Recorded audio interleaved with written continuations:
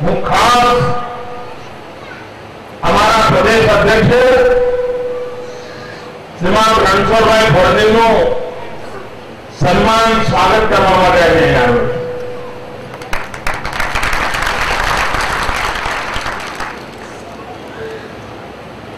ખેડૂતને માટે પીડા કોને કહેવાય?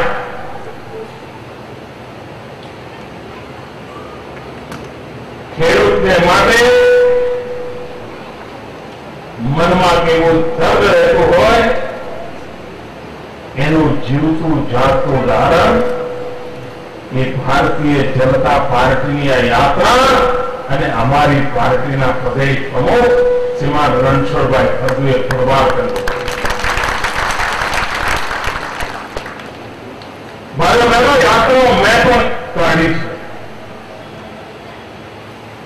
યાત્રાઓ ઓર્ગેનાઇઝ કરવામાં મારું પીએચડી થઈ ગયું છે. જ્યાંથી ભાજપમાં આવ્યો ત્યાંથી હું યાત્રાઓ કાઢતો. ક્યારેક ન્યાય યાત્રા તો ક્યારેક લોકશક્તિ યાત્રા તો ક્યારેક એકતા યાત્રા તો ક્યારેક સોમનાથ અયોધ્યા યાત્રા બધી ઢગલા ભર યાત્રા. અને મને ખબર છે કે યાત્રાનો કાર્યક્રમ કેટલી બધી મહેનત માંગી લેતો હોય છે. યાત્રાનું નેતૃત્વ કરનાર, યાત્રામાં વ્યવસ્થામાં જોડાયેલા લોકો એમને કેટલો શારીરિક શ્રમ કરવો પડતો હોય છે એનો મને પૂરેપૂરો અંદાજ છે, જાત અનુભવ છે. એટલે ઘણી વાર તો કહેતો કે ભાઈ યાત્રા કાઢવી તો 5 દાડા કાઢવા, પછી 2 દાડા રજા પાડો, પછી 5 દાડા કાઢો. તમારો અનુભવ છે. અને એમાં આ ઢોલ ફરતા તાપમાં સવારથી દોડતા જ જવાનું અને રસ્તામાં એકાદ માણસ ઉભો હોય તો એ હસીને એની જોડે એના સ્વાગતને સ્વીકાર કરવાનો, અને લાખોની મેદની હોય તો પણ થાક્યા વગર એની જોડે વાત કરવાની. એ તપસ્યા હોય છે. અને ગુજરાતના ખેડૂતોને માટે, ગુજરાતના ખેડૂતોને દિલ્હીની સરકાર જે અન્યાય કરી રહી છે એ અન્યાય સામે આજે ધ્વજ એમણે ફરકાવ્યો છે, એના માટે હું લાખ અભિનંદન આપું. 25 દિવસ યાત્રા બહુ મોટું કામ છે. અને સવારથી રાત સુધી દોડ્યા કરવાનું. ગુજરાતના 100 કરતા વધારે તાલુકાઓ એમણે આવરી દીધા. 5000 કિલોમીટરનો પ્રવાસ કર્યો. સેંકડો સ્વાગત અને સભાના કાર્યક્રમો થયા. લાખો લોકોની મેદનીને સંબોધન કર્યું. આપણું કોના માટે? ભાઈઓ બહેનો, ગુજરાતના ખેડૂતને ન્યાય મળે એટલા માટે આ તપસ્યા. અમારે હૈયે ખેડૂતનું હિત વસેલું છે એ આજે અમારે શબ્દોમાં કહેવું પડે એમ નથી.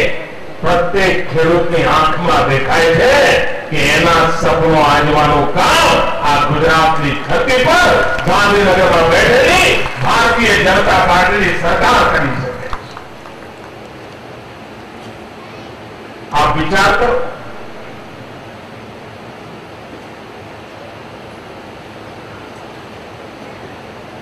આ તપાસની નિકાસ બંધ કેમ કરી છે અમને ખબર છે? તમને જાણીને હસવું આવે. અને આખી સરકાર કેવી છે? એક વિભાગને બીજા વિભાગ જોડે બનતું નથી. બોલો, એક ખાતું બીજા જોડે લડે છે, બીજું ખાતું પેલા જોડે લડે છે. અને પ્રધાનમંત્રી બેઠા છે ચૂપચાપ, બોલે નહીં, ચાલે.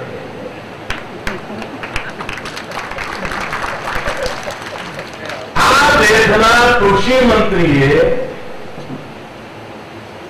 ભારત સરકારને પોતાની સરકારના પ્રધાનમંત્રીને પત્ર લખવો પડ્યો કે તમે આ કપાસની નિકાસ બંધ કરીને ખોટું કર્યું છે, તાત્કાલિક ઉઠાવી લો.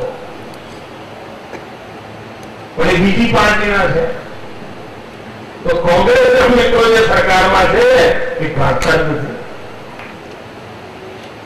પત્રકાર પરિષદમાં કહ્યું, થોડા દાડા પહેલા આણંદમાં હતા, આણંદમાં જાહેરમાં કહ્યું કે કપાસની નિકાસ પરનો પ્રતિબંધ ઉઠાવી લો. આ નિકાસને પ્રતિબંધ શું કરવા મૂક્યો છે? આ દિલ્હીમાં કેન્દ્રના એક મંત્રી શું જવાબ આપે છે?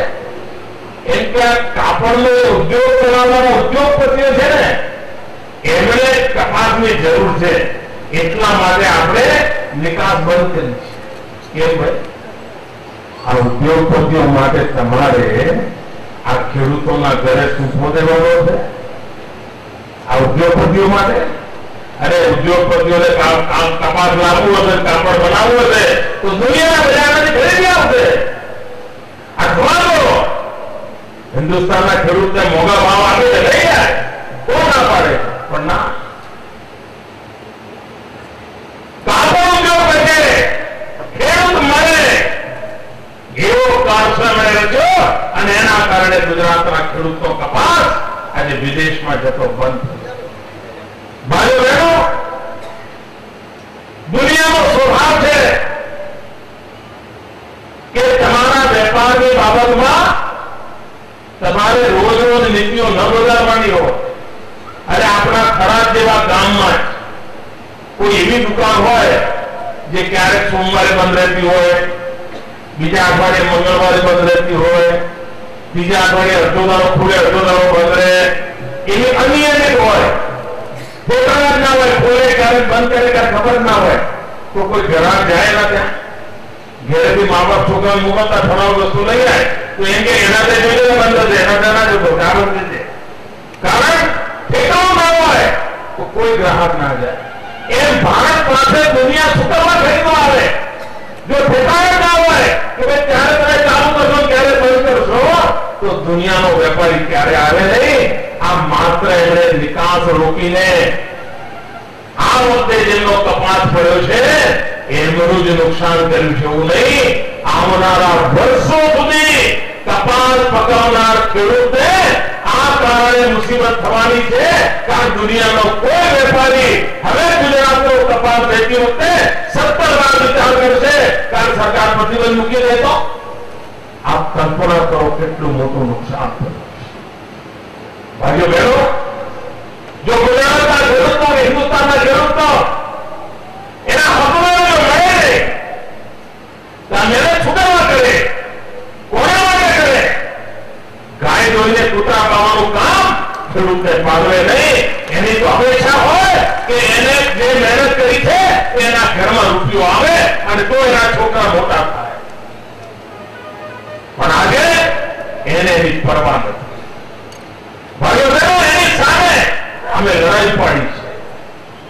આપ વિચાર કરો, આપણને તેમ લાગે કે હવે ભાઈ કપાસ બંધ કર્યો, પણ જે કપાસ પકાવતા ના હોય એમને શું? જે લોકો ખેડૂત ના હોય એમને શું? જે ગરીબ કે મધ્યમ વર્ગમાં માનવી મજૂરી કરીને રોટી કમાતો હોય એને શું? આમાંથી એને પણ લાગુ પડે છે, સીધે લાગુ પડે છે. કેવી રીતે? આપણે ત્યાં ગુજરાતમાં પહેલા દરેક ઘરે મગફળીનું તેલ ખવાતું, સિંગ તેલ ખવાતું, પણ ધીરે ધીરે સિંગ તેલ ખવાનું બંધ થઈ ગયું. આજે ગુજરાતમાં ખાવા માટેનું જે કુલ તેલ વપરાય છે એમાં માત્ર 4% સિંગ તેલ વપરાય છે. 4% સિંગ તેલ વપરાય છે. 100 કિલો તેલ વપરાતું હોય તેમાં 4 કિલો સિંગ તેલ, 96 કિલો શું વપરાય છે?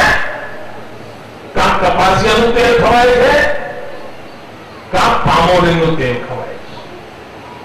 આખા ગુજરાતમાં હવે તમે કપાસનો નિકાસ બંધ કરી દીધો એટલે ખેડૂત જે કપાસ જીનમાં લાવતો હતો, જીનમાં એનું પ્રેસિંગ થતું હતું, પિલાણ થતું હતું અને એમાંથી કપાસિયા છૂટા પડતા હતા, રૂ જુદું પડતું હતું અને રૂ વિદેશ જતો હતો અને કપાસ મિલમાં જઈને તેલ નીકળતું હતું. આજે જીનો બંધ, માર્કેટ યાર્ડમાં કપાસ આવતો નથી. જીનમાં કપાસનું પ્રેસિંગ બંધ થઈ ગયું છે અને એના કારણે કપાસીઓ નથી નીકળતો. એના કારણે કપાસની મિલો અડધી વધારે પિલાણ બંધ કરી દીધું છે.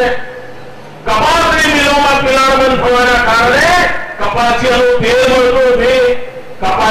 તેલ મળતું નથી. એના કારણે ખાવાનું તેલ મોંઘું થતું જાય છે. આ દિલ્હી સરકારનું એક પાપ.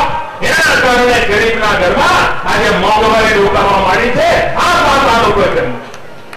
મધ્યમ વર્ગનો માનવી એને તેલ ખાવા ન મળે. કારણ આ દિલ્હી સરકારની ખોટી નીતિઓ. જો કપાસનો વિદેશમાં નિકાલ થયો હોત તો કપાસિયા બજારમાં ઉપલબ્ધ હોત. આટલો બધો પાક થાય, પરંતુ મિલની અંદર કપાસિયાનું તેલ કાઢવા માટે કપાસિયા ના મળે. એનાથી ખોટી નીતિ બીજી કઈ હોય છે? ભાઈઓ બહેનો, મોંઘવારી આટલાથી વધી રહી છે. ખેડૂતના ભાગમાં તો શું આવતું નથી, ખેડૂતના નસીબમાં કઈ આવતું નથી. પણ વચેટિયાનો માલ બિગાડો અને આ દિલ્હીની સરકારને મોંઘવારીની પણ પરવા નથી. આ એમની નીતિઓને કારણે ખેડૂત બરબાદ. ભાઈઓ બહેનો, ભારત સરકારનો એક નિયમ છે, આખા દેશના બધા રાજ્યોને એનો લાભ મળે છે કે તમે દુષ્કાળગ્રસ્ત વિસ્તારોની અંદર સિંચાઈ યોજનાઓ કરો તો એમાં 10% રાજ્યના હોય, 90% ભારત સરકાર આપે. અનેક રાજ્યોને એમણે લાભ આપ્યો છે. એકમાત્ર ગુજરાત એવું છે. ભાઈઓ બહેનો, તમે મને કહો કે આપણો આ પટ્ટો દુષ્કાળગ્રસ્ત ગણાય ના ગણાય? રે દુષ્કાળગ્રસ્ત છે ને? ચોકડીઓ ફૂટતા હતા નહીં? ફોખારી બોલો જરા. અહીંયા દુકાળ થયો કે નહીં? ચોકડીઓ ફૂટતા હતા ને? પાણીનો અભાવ હતો ને? હું દિલ્હી સરકારને સમજાવી થાકી ગયો કે અમારો આ બનાસકાંઠા, અમારો આ કચ્છ, અમારા પાટણ જિલ્લાનો પટ્ટો આ બધો દુષ્કાળીય પ્રદેશ છે. અહીંયા અમારે પાણી પહોંચાડવું છે. અમને ભારત સરકારની યોજનાનો લાભ આપો. ગુજરાતને નથી આપતા. આ ગાંધીનગરની તિજોરીમાંથી કેનાલોના કામ કરવા પડે છે અને આજે અહીંયા પાણી પહોંચાડવા માટે આજે ભગીરથ પ્રયાસ આપણને કરવો પડે છે. આ કામ શહેર દિલ્હીની સરકાર હરકી ચાલી હોય તો આપણે કેટલા પૂર્વેથી કરી શકીએ? ભાઈઓ બહેનો, આપણે ક્યારે વિચારતા ઘણા વડીલો બેઠા હશે, એમણે નહીં વિચાર્યું હોય કે આપણા વિસ્તારમાં કોઈ નર્મદા આવશે. કોઈ નહીં વિચાર્યું હોય. અરે જવાનો હતો, નર્મદામાં નાહવા માટે લોકો બિચારા ભાડા ખર્ચે પુણ્ય કમાવા જતા હતા. આ તમારો દીકરો ગાંધીનગરમાં એવો બેઠો છે, તમારા ઘણા રોજ પુણ્ય કમાઓ. માં નર્મદા તમારા ઘણા લાગી મૂકી દીધી છે. કોઈ શ્રવણ મા બાપને ગંગામાં સ્નાન કરાવવા લઈ જાય ને તો મા બાપના આશીર્વાદ મળતા હોય છે. કોઈ શ્રવણ ગંગા તમારા ઘેર લાવે તો કેટલા આશીર્વાદ મળતા હોય એનો અંદાજ કરી. ભાઈઓ બહેનો, તમે કૂવો ખોલ્યો હોય, કૂવો પોતાનું ખેતર હોય, પોતાની માલિકી હોય, તમે કોઈ કૂવાને ઢાંકણું કરવાની હિંમત કરો ભાઈ? જરા ખોંખારી કરો. વિચાર આવે પાણીને ઢાંકણું કર્યું હોય તો બાષ્પીભવન થતું બચી જાય, બગડતું બચી જાય ને.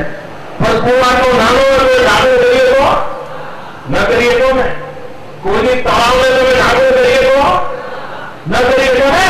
આ સરકાર હિન્દુસ્તાનમાં પહેલી વાર એક કામ ઉપાડ્યું છે કે આ નર્મદાની જે નહેરો છે એમાં જે પાણી જાય છે એ પાણી આ સૂરજના તડકામાં બાષ્પીભવન ન થઈ જાય, એની વરાળ ન થઈ જાય અને પાણી બચે, પાણી મારા ખેડૂત સુધી પહોંચે. એટલા માટે કેનાલ ઉપર ઢાંકણું કર્યું, કેનાલ પર ઢાંકણું કર્યું અને ઢાંકણું માટે એવું કર્યું કે એમાં વીજળી પેદા થાય. સોલાર એનર્જીની પેનલો લગાવી સૂર્ય શક્તિની પેનલો કેનાલ પર લગાવી અને એના કારણે લાભ કેટલો થવાનો છે? 1 કિલોમીટર લાંબી કેનાલ હોય, એના ઉપર વીજળી પેદા કરવા માટેની પેનલો જેમ અહીંયા તમારા ચારણગામાં લાગી છે, તમે જોવા ગયા તો પાસે જ છે. કેનાલ પર 1 કિલોમીટર ઉપર આ પેનલો લગાવી છે, એના કારણે 1 મેગાવોટ વીજળી પેદા થશે. પણ મોટો ફાયદો ખેડૂતને કયો થવાનો છે? વર્ષે 1 કિલોમીટર કેનાલ ઉપર 1 કરોડ લીટર પાણી બચવાનું છે. 1 કરોડ લીટર પાણી એ મારા ખેડૂતના ખેતરમાં જવા છે. દરેક કામ એવું કરીએ છીએ કે જેના કારણે ખેડૂતને લાભ થાય. આપણે ત્યાં ગુજરાતમાં પહેલા વીજળીના કારખાના થયા, 12 કારખાના દક્ષિણ ગુજરાતમાં થયા. હવે દક્ષિણ ગુજરાતમાં પાણીનો તો એટલો બધો ભરપેટ પાણી છે કે ત્યાં નીચેથી પાણી કાઢવું જ પડતું નથી. શેર ખોદે પાણી મળી જાય. અને આપણે 1200 ફૂટ જઈએ ને તો એ પાણીના વલખા પડે છે. વીજળી કોને જોઈએ ભાઈ? જ્યાં પાણી ઊંડા છે ત્યાં વીજળી. પણ બધા વીજળીના કારખાના લાગેલા દક્ષિણમાં, અને પછી ત્યાંથી વીજળી એ મોકલે તો અહીં આવતા આવતા વીજળી લંગડી થઈ જાય. વીજળી લંગડી થઈ જાય અને પછી શું થાય? મોટર ભરી જાય, ટ્રાન્સફોર્મર ભરી જાય. આમ વીજળી મળે સસ્તી, પણ 12 મહિને એકવાર મોટર પડી જાય એટલે 15,000-20,000 નું આધણ. ટ્રાન્સફોર્મર ભરી જાય તો 40-45 દાડા પાણી વગર વલખા મારવાના. પાક પીળો પડી જાય પણ ટ્રાન્સફોર્મર ન બદલે. આવું થતું હતું ને, એનું મૂળ કારણ શું હતું ખબર છે? વીજળીના કારખાના ગુજરાતમાં બધી જગ્યાએ લગાવવા જોઈએ, જુદા જુદા. એમણે કર્યું નહીં. આપણે શું કર્યું? અહીંયા ચારણગામાં વીજળીનું કારખાનું લગાવ્યું, પાટણમાં લગાવવાના છીએ, મહેસાણા જિલ્લામાં લગાવવાના છીએ. એના કારણે ચારે બાજુ વીજળી મળે. કચ્છમાં લગાયા વીજળીના કારખાના. કચ્છથી બનાસકાંઠામાં વીજળી લાવી સહેલી પડે, સુરતથી બનાસકાંઠામાં વીજળી લાવી તકલીફ પડે.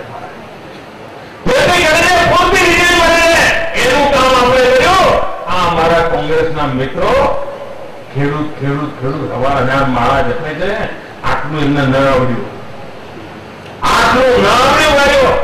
કારણ એમને ખેડૂત માત્ર બોલવા માટે હતો, ખેડૂતની મુસીબત શું છે એનો એમને અંદાજ સુધા નહોતો, એટલે એમને ના આવ્યું. આપણે ત્યાં વીજળી પૂરતી મળે એટલા માટે શું જોઈએ? સબસ્ટેશનો લગાવવા પડે. સબસ્ટેશનો લગાવો ત્યાં બધી વીજળી આવે, ત્યાંથી આગળ જાય તો વીજળીમાં લંગડી વીજળી ના થાય, ઉપર નીચે ના થાય, લવક જવક ન થાય અને બરાબર વીજળી આવતી રહે. એના માટે સબસ્ટેશન લગાવવા પડે. આ સબસ્ટેશન લગાવવા માટે ગાંધીનગરની તિજોરીમાં રૂપિયા જોઈએ અને મગજમાં યોજના જોઈએ. બેનો અભાવ હતો. બેનો અભાવ હતો. આને ખાલી, તિજોરી ખાલી, બે ખાલી. અને એના કારણે એમને શું કરતા? 12 મહિનામાં માત્ર 15 સબસ્ટેશન ઉભા કરતા. 12 મહિનામાં આખા ગુજરાતના 15. કોઈ એક જિલ્લાને એક સબસ્ટેશન વર્ષે મળે એવા દિવસો નહોતા. અરે કોઈ ધારાસભ્ય 5 વર્ષ ધારાસભ્ય રહે અને પોતાના મત વિસ્તારમાં એક સબસ્ટેશન નખાવવું હોય ને તો એને આંખે પાણી આવી જાય. સબસ્ટેશન ન મળે એવું 50 વર્ષ સુધી ચાલ્યું છે. એક જમાનામાં 15 સબસ્ટેશન લગાવતા હતા. ભાઈઓ બહેનો, આજે દર વર્ષે 250 નવા સબસ્ટેશનો લગાવીએ છીએ. 250. અને બધું સારી રીતે ખેડૂતને વીજળી મળે એના માટેના માળખાકીય કામો આ સરકાર કરે છે. ખેડૂતનું ભલું કેમ કરાય એના માટેની મથામણ છે. આપણો ઉત્તર ગુજરાતનો ખેડૂત વીજળીના પૈસા ભરીને મરી ગયો. જમીનો વેચી મળી, છોકરા કુંવારા રહી ગયા. દીકરીને પરણાવી હોય તો 2 વર્ષ સુધી મોડું કરવું પડે એવા દિવસો જોયા હતા. કારણ એક જ વાત અમને વીજળી મેં આવીને જેવું ના થાય ખેડૂતને વીજળી નહીં, ખેડૂતને તો પાણી જોઈએ, પાણી. શરૂઆતમાં તમે જ મારી સામે વાતો કરતા હતા, મારી સામે આગ લાગ કરતા હતા, મોદી સાહેબને ખેડતીની સમજણ પડે છે નથી પડતી એવું કહેતા હતા. મારી સામે મોરચા કરતા હતા, પુતળા પાડતા હતા. પણ મેં હિંમત કર્યો કે મારા ખેડૂતો ભલે નારાજ થયા છે, પણ મારે એમની જિંદગીમાં ઉપયોગી થવું છે. ભલે મારા પુતળા મારે, પણ હું એમનું ભલું કરીને રહીશ. અને આજે જુઓ સાહેબ, તમે ભલે મારા પર ઉઠ્યા, પણ આજે તમે જે પ્રેમ વર્ષા કરો છો ને, એના કારણે મને કામ કરવાની નવી તાકાત મળે છે. અને ખેડૂતોએ મેં એમને કહ્યું પાણી પાણી પાણી. અને ખાસ તો મારે બનાસકાંઠાના ખેડૂતોને વંદન કરવા છે, મારા કચ્છના ખેડૂતોને વંદન કરવા છે. ખાસ હું તમને નમન કરું છું એટલા માટે કે મેં તમને વિનંતી કરી હતી કે તમે ટપક સિંચાઈ અપનાવો. હજુ ગુજરાતના ઘણા જિલ્લાઓ વાત માનતા નથી, પણ આ બનાસકાંઠાએ મારી વાત ઉપાડી લીધી, કચ્છે મારી વાત ઉપાડી લીધી. અને એનો ફાયદો બનાસકાંઠામાં દેખાવા મળ્યો છે. આ દાડમ આંખોમાં રૂપાલાજી જોતા, આવડા મોટા દાડમ રૂપાલાજી કૃષિ મંત્રી હતા, દાડમ જોયા કે આવડા મોટા દાડમ. આ મારી સુકી ભટ્ટ ખરાબની ધરતી પર આવડા મોટા દાડા, નાળિયેર નાનું પડે, નાળિયેર તરબૂચ કરતા મોટું દાડમ.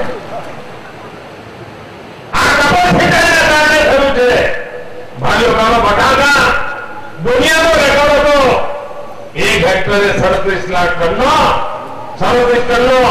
આ બનાસકાંઠાએ 87 ટનનો રેકોર્ડ કરી બતાવ્યો, દુનિયાના રેકોર્ડ તોડી નાખ્યા. ટપક સિંચાઈ કરી. અને હવે હું એક કારખાનું લઈ આવ્યો, સતલાસરા પાડે કારખાનું 2 પહેલા જ ઉદ્ઘાટન કર્યું. એનાથી શું થશે? આ બનાસકાંઠાનો ખેડૂત મારો જે બટાકા પકવે છે, એ બટાકાની ચિપ્સ બનીને દુનિયાના બજારમાં વેચાય, એના માટેનું કારખાનું સતલાસના પાસે લગાવ્યું છે, ખેરાલુ પાસે લગાવ્યું છે. બટાકા ઉભો પાક વેચાય એના માટેની વ્યવસ્થા એમને દસું છું. એમને ખેડૂતોની ચિંતા નથી.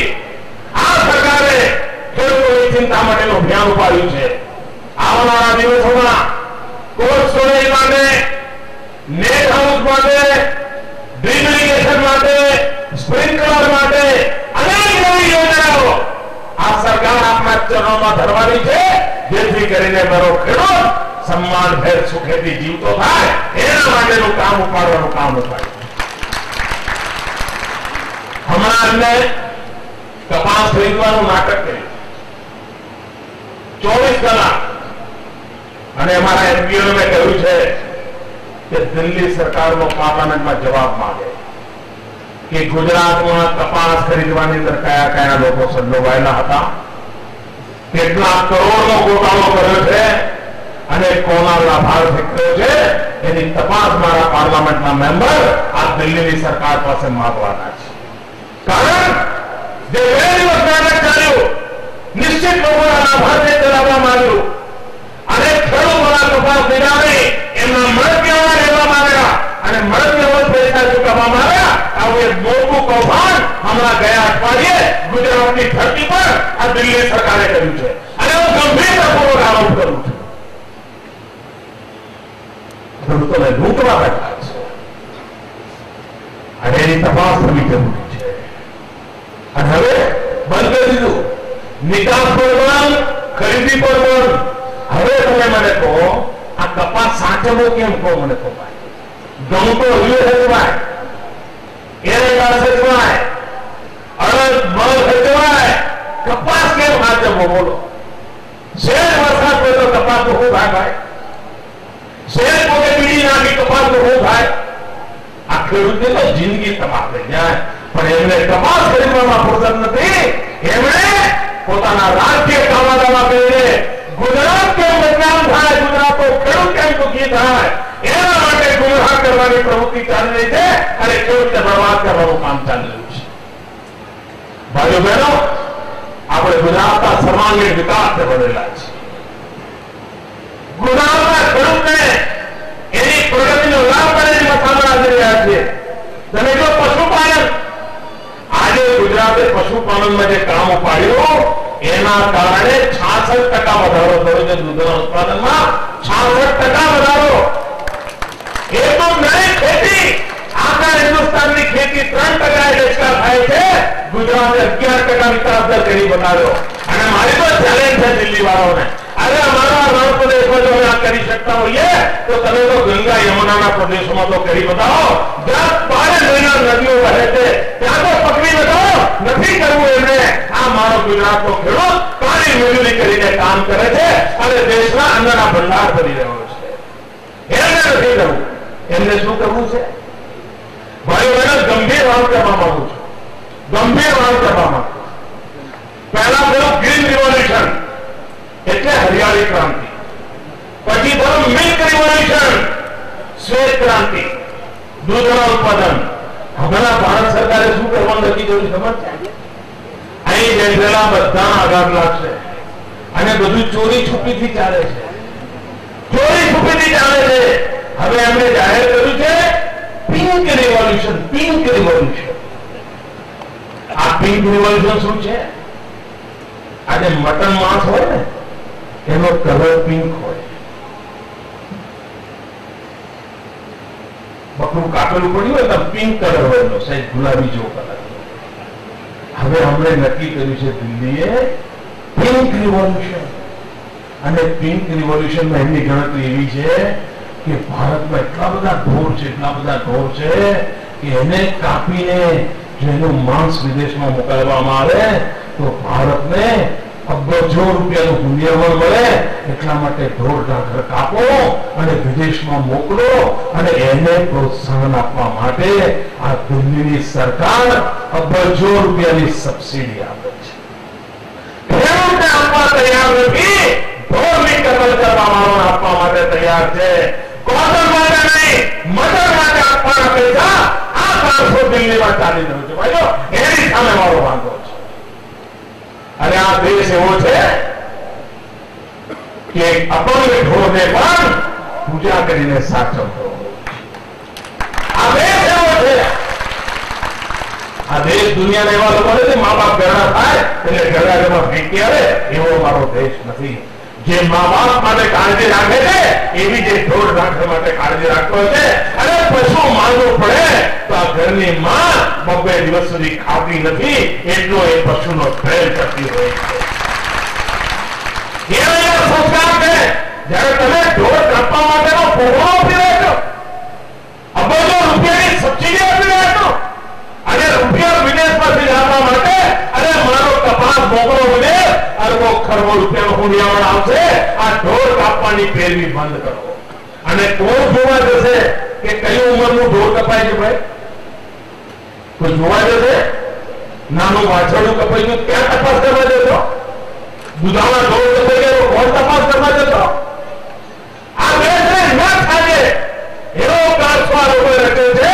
અને એક જ ભાઈઓ બહેનો આપણા પૂર્વ વડીલોએ મહેનત કરી, ખેડૂતોએ મહેનત કરી, હરિયાળી ક્રાંતિ કરી, સ્વર્ણ ક્રાંતિ કરી, એને કલંક લગાવેલું કામ આ દિલ્હીની સરકાર પિંક રિવોલ્યુશન વાળો કરવા માંગે છે.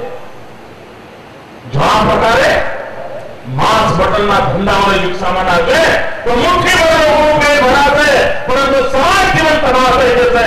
અને આજે તો પશુના છાણમાંથી પણ સોનું પાકે છે, પશુના મળમૂત્રમાંથી પણ સોનું પાકે છે. અનેક એવા પ્રયોગો થઈ રહ્યા છે. શા માટે પશુઓને એકત્ર કરવાનું અભિયાન ઉપાડવામાં આવ્યું છે?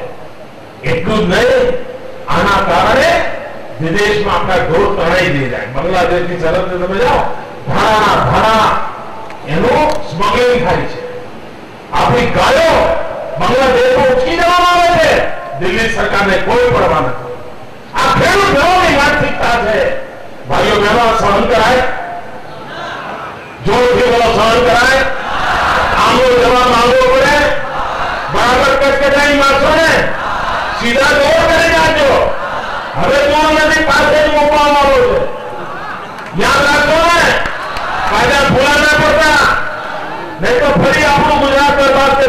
આ લોકો લૂંટ ચલાવવા બેઠા છે. લૂંટવાઈઓ ગુજરાતને આપણે 10 વર્ષની અંદર ક્યાંથી ક્યાં લઈ ગયા છીએ, પણ હજુ તો તમને બધા ભેગો રહેવા આવા. ગાંધીનગરની સરકારે ખેડૂતોનું બહુ સારું કર્યું. મોદી સાહેબ સારું કામ કરે છે. તમને સંતોષ છે? પણ મને નથી. મેં તો હજુ 50 વર્ષનો ખાડો જ પૂર્યો છે. ખાડો હજુ તો મારે ઉપર લાવવાનું બાકી છે. હજુ તો ખાડા પૂરવાનો મારો ટાઈમ છે. જે દિવસે હું મારા ઉપર આવશે ને ત્યારે તમને દેખાશે, વાહ આપણું ગુજરાત, વાહ આ તમારા મોમાં. અને કરી હોઈશ એક જ મારો ધર્મ છે, એક જ મારું કર્મ છે. મારું ગુજરાત, મારા ગુજરાતનું ગામડું, મારા ગુજરાતનો ગરીબ, મારા ગુજરાતનો ખેડૂત, એને મારે સુખી કરવો છે. એના માટેની મથામણ આપી, એમાં મને આપના આશીર્વાદ અને આમાં ધોમ ધક્કા તાપમાં આખા ગુજરાતમાં અમારા ફરદુ સાહેબની યાત્રાને જે રીતે લોકોએ સ્વાગત કર્યું છે, હું સમગ્ર ગુજરાતના આખા યાત્રાના પંથકના લોકોને અનેક અનેક અભિનંદન આપું છું કે એમણે અમને આટલું સમર્થન આપ્યું, અમારો સહયોગ કર્યો છે. આ ગામની અંદર વ્યવસ્થામાં જોડાયેલ મિત્રોને પણ અભિનંદન આપું છું. ગામો ગામ સમાજે ત્યાં અમને એમની વાડીઓ આપી, એમની વ્યવસ્થાઓ આપી, ક્યાંક શાળાની જગ્યાઓ આપી, એટલું ઉમરતા ધર્મની સેવા કરી છે. આખા રસ્તામાં પાણી માંગ્યું તો છાસ પહોંચાડી દીધી, એવી ચિંતા લોકોએ કરી છે. એવા સૌ નાગરિકોનો હું રાજ્યના મુખ્યમંત્રી તરીકે અને ભારતીય જનતા પાર્ટીના ગાંધીના કાર્યકર્તા તરીકે મારા પ્રદેશના અધ્યક્ષનું આવું સન્માન થતું હોય એના ગૌરવની લાગણી સાથે એ સૌનો આભાર પણ વ્યક્ત કરું છું કે જેમણે અમારે માટે આટલું કરતું થાય. ભાઈઓ બહેનો, આવનારા દિવસોમાં વિકાસની યાત્રાને તેજ ગતિએ વધારી છે. કોઈ કામ બાકી નથી રહેવા દેવું. વધુ કૂદકે પુષ્કે પ્રગતિના માર્ગ પર જવું છે. આપનો સાથ સહયોગ મળે એ જ અપેક્ષા